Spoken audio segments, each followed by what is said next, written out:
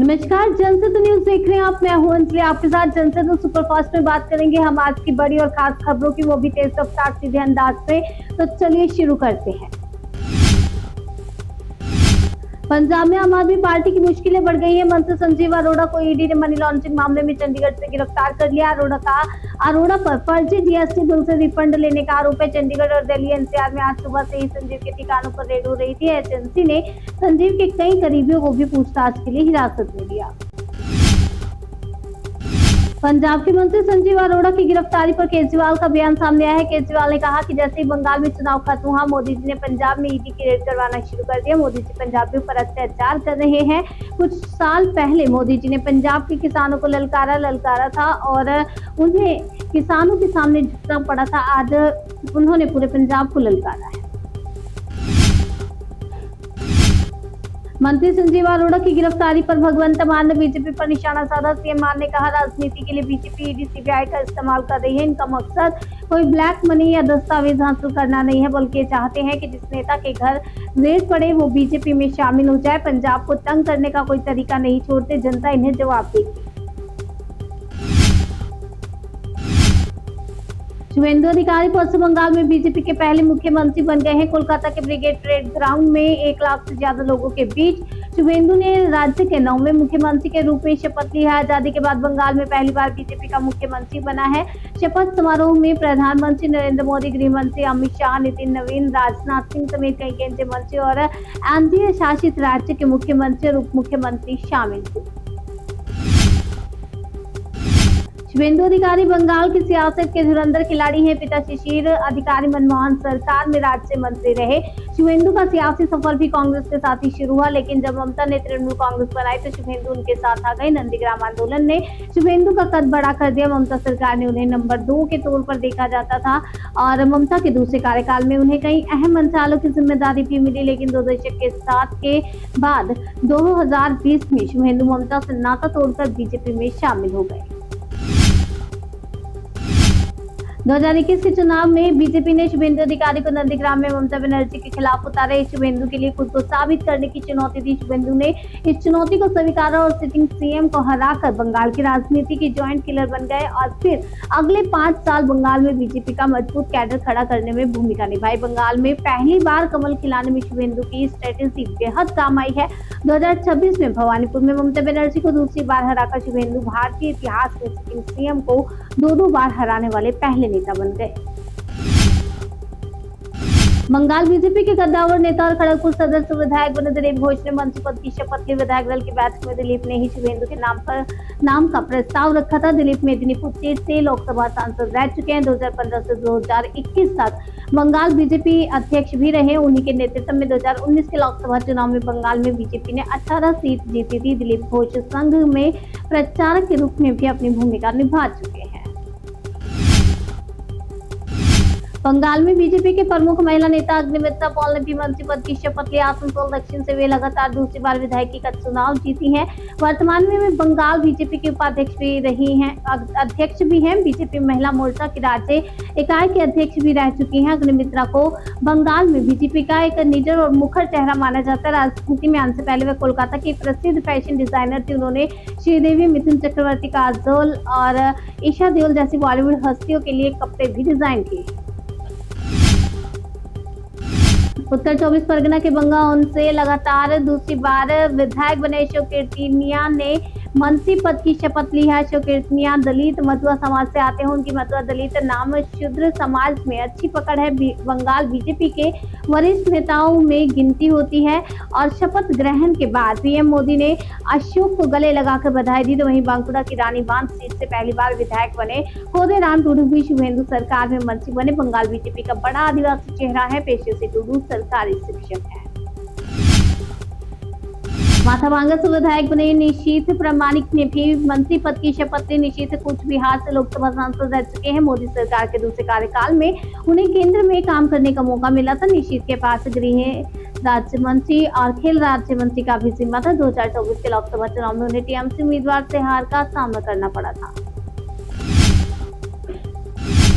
शुभेंदु सरकार में जातिगत संतुलन का पूरा ख्याल रखा गया है। 5 मंचों की कैबिनेट में ही हर वर्ग को साधने की कोशिश की गई। दिलीप घोष ओबीसी के कद्दावर नेता माने जाते हैं। अग्निमित्रा पल महिला होने के साथ साथ कायस्थ समाज से ताल्लुक रखती हैं। अशोक कीर्तनिया दलित मथुआ समाज से आते हैं। खोदेराम टुडू की गिनती संथाल आदिवासी समाज के बड़े नेताओं में होती है। निशित प्रमाणिक को मंत्री बनाकर राजवंशी समाज को भी साधा गया है। शपथ ग्रहण खत्म होने के बाद मंच से प्रधानमंत्री नरेंद्र मोदी की एक ऐसी तस्वीर सामने आई जिसमें बंगाल की जनता के प्रति आभार फूट फूट कर भरा था। पीएम मोदी ने मंच से जनता को दंडवत प्रणाम करके धन्यवाद कहा। शपथ से ठीक पहले मंच पर भावुक कर देने वाला पल नजर आया। प्रधानमंत्री नरेंद्र मोदी ने बंगाल में बीजेपी के सबसे पुराने कार्यकर्ता 98 साल के माखनलाल सरकार का शॉल उड़ाकर सम्मान किया, उनके पैर छूकर आशीर्वाद लिया और काफी देर तक पीएम ने उन्हें गले लगाकर रखा। माखनलाल श्यामा प्रसाद मुखर्जी के साथ 1952 में कश्मीर में तिरंगा फहराने के आंदोलन में मौजूद थे। इसी दौरान उनकी गिरफ्तारी भी हुई थी। माखनलाल आजादी के बाद भारत में राष्ट्रवादी आंदोलन से जुड़ी शुरुआती जमीनी स्तर के लोगों में से एक है। बंगाल चुनावी हिंसा में मारे गए कार्यकर्ताओं के परिवार से पीएम मोदी ने मुलाकात की। शपथ ग्रहण समारोह के बाद पीएम मोदी ने दिवंगत देवाशीष मंडल, सौमित्रा घोषाल और आनंद पॉल के परिवार वालों से मुलाकात को उन्हें ढांढस बंधाया। पश्चिम बंगाल में शपथ ग्रहण से पहले राजनीतिक हिंसा में मारे गए बीजेपी कार्यकर्ताओं को श्रद्धांजलि दी गई। ब्रिगेड परेड ग्राउंड में उनके लिए अलग स्मारक बनाया गया है। बता दें कि सैकड़ों बीजेपी कार्यकर्ता राजनीतिक हिंसा का शिकार हुए हैं। कल विधायक दल की बैठक में भी अमित शाह ने उन 321 कार्यकर्ताओं के बलिदान पर दुख जताया था। शपथ ग्रहण से पहले ब्रिगेड परेड ग्राउंड में प्रधानमंत्री मोदी ने रोड शो किया। खुली जीप में पीएम मोदी के साथ मुख्यमंत्री शुभेंदु अधिकारी और बंगाल बीजेपी के अध्यक्ष समीर भट्टाचार्य मौजूद थे। प्रधानमंत्री ने हाथ हिलाकर शपथ समारोह में आई जनता का अभिवादन किया। पूरा ब्रिगेड परेड ग्राउंड जय श्री राम और मोदी मोदी के नारों से गूंज उठा। बंगाल में आज ही के दिन यानी 9 मई को बीजेपी सरकार की शपथ समारोह रखने की एक खास वजह है। आज गुरुदेव रविंद्रनाथ टैगोर की जयंती है। बीजेपी ने आज शपथ ग्रहण रखकर बंगाल से अपनेपन का एक बड़ा संदेश दिया। मंच पर पीएम मोदी ने टैगोर को श्रद्धांजलि दी। शुभेंदु अधिकारी ने भी फोटो पर फूल चढ़ाकर गुरुदेव को नमन किया। सीएम पद की शपथ लेने के बाद शुभेंदु अधिकारी से गुरुदेव रविंद्रनाथ टैगोर के घर पहुंचे सीएम शुभेंदु ने उनकी तस्वीर पर फूल चढ़ाकर उन्हें श्रद्धांजलि दी। शुभेंदु अधिकारी ने कहा कि पीएम मोदी के नेतृत्व में बंगाल के कल्याण के लिए काम करूंगा। शुभेंदु ने साफ किया कि अब मैं सभी का मुख्यमंत्री हूं। नाम लिए बिना ममता पर तंज कसा। बोले जो लोग अभी भी नतीजों पर चर्चा कर रहे हैं भगवान उन्हें सद्बुद्धि दे। पिछली सरकार ने बंगाल को बहुत नुकसान पहुंचाया, अब हम बंगाल का पुनर्निर्माण करेंगे। कोलकाता के ब्रिगेड परेड ग्राउंड को शपथ के लिए बंगाल की थीम पर सजाया गया। बंगाल में झालमुड़ी और रसगुल्ले का भी स्टॉल लगाया गया। शपथ से पहले कार्यकर्ताओं ने झालमुड़ी का लुत्फ उठाया और इस बार के चुनाव में झालमुड़ी काफी चर्चा में रही। चुनाव प्रचार के दौरान पीएम मोदी ने एक दुकान से झालमुड़ी खाई थी। इसके बाद झालमुड़ी सोशल मीडिया पर ट्रेंड करने लगी। पश्चिम बंगाल में शुभेंदु अधिकारी के पीए चंद्रनाथ दत्त की हत्या मामले में नया खुलासा हुआ। शुरुआती जांच में पुलिस ने संदिग्ध जताया चंद्रनाथ की हत्या में सुपारी किलर का इस्तेमाल किया गया। हिरासत में लिए गए 3 संदिग्धों से पूछताछ में पता चला कि हत्या को अंजाम देने के लिए बिहार में 2 शार्प शूटर्स बुलाए गए थे बिहार से, जिनके रहने और आने जाने के लिए गाड़ी का इंतजाम एक स्थानीय अपराधी ने किया था। सूत्रों के मुताबिक संदिग्ध ने बताया कि चंद्रनाथ की हत्या के लिए 30 से 40 लाख रुपए की सुपारी दी गई थी। आशंका है कि हत्या को अंजाम देने के बाद शार्प शूटर्स कोलकाता एयरपोर्ट से फ्लाइट पकड़कर फरार हो गए। राजस्थान के झुंझुनू में वक्फ बोर्ड की जमीन से अतिक्रमण हटाने के दौरान बवाल मच गया। पूर्व मंत्री राजेंद्र सिंह गुड़ा अपने समर्थकों के साथ पहुंचे और कार्रवाई का विरोध किया। इस दौरान गुड़ा की पुलिस से तीखी नोकझोंक भी हुई। सीआई तेरी कब्र खुदेगी के नारे भी लगे। सीआई ने कहा कि सीना ठोक के कह सकता हूं आज तक किसी की चाय नहीं पी। तो वहीं गुड़ा ने आरोप लगाया कि प्रशासन टोपी दाढ़ी और नाम देकर कार्रवाई कर रहा है, गरीबों को उजाड़ा जा रहा है।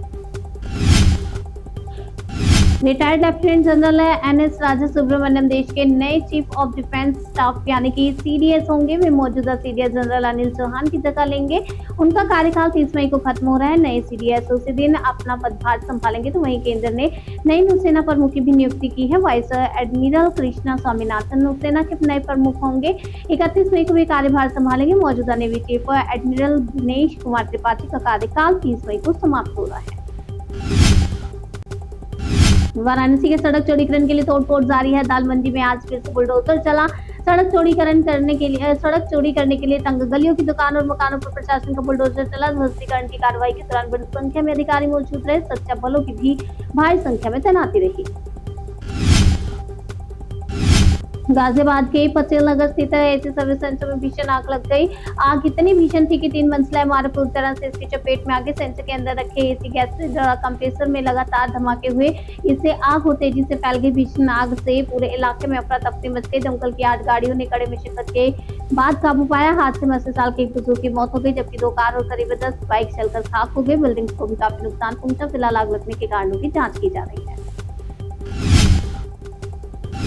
तेलंगाना के वारंगल में 800 साल पुराना शिव मंदिर तोड़ने से स्थानीय लोगों में भारी गुस्सा है। दरअसल सरकारी स्कूल बनाने के लिए काकतीय काल के 800 साल पुराने मंदिर को प्रशासन ने तोड़ दिया। मंदिर के ध्वस्तीकरण से लोग भड़क गए। कांग्रेस पर हिंदुओं की भावनाओं के साथ खिलवाड़ करने का आरोप लगाया है। लोगों का कहना है कि जब तक मंदिर दोबारा नहीं बनाते उनका विरोध जारी रहेगा।